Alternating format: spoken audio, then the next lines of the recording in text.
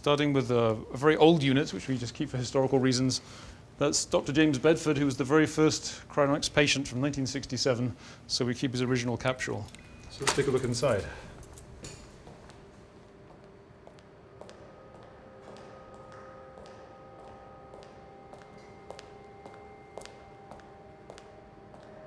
So these custom-made dewars are quite expensive, but hopefully they'll last for several decades. To understand what's inside these, it's helpful to have this 3D printed model.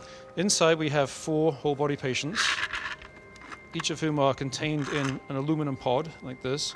Move the patient, put them in there, and that's where they go for the long term.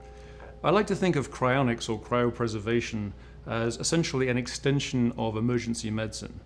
If you think back, say, 60 years or so before we had CPR and various other methods of resuscitating people, if someone's heart stopped beating, they stopped breathing, and they fell on the floor, we would have checked them out, felt no pulse, and said that person's dead, and we would have said that's the end.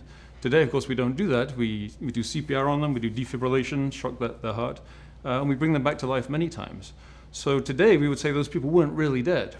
In our view today, when we declare someone to be clinically dead, it's the same thing. They're really not dead. Almost all the cells in their body are still alive. Just some critical function has gone wrong. When the patient's declared clinically dead, we will move them from the hospital bed, put them in the ice bath like this. We'll cover them with ice externally. We'll put water on there and we'll circulate the icy water around the patient to accelerate the cooling. So what we're saying is when today's medicine reaches its limits, give the patient to us, and we're going to protect the cells. We're going to drop their temperature to a very, very low level, at which there is no metabolic activity, and that patient can then wait for as long as it takes, decades, a century even, until we have the medical technology to repair whatever killed them in the first place, in today's sense, and in fact rejuvenate their body so they can come back young and healthy and fresh again. Now, some of our patients choose just to preserve their brains. That's my own choice, in fact, but about half of our members are doing the whole body and half just the brain. And you might wonder, why on earth would you want to just take your brain along? Well, you need a body. Well, the idea is that by the time we can repair trillions of cells, we have that kind of technology, we can reverse the aging process.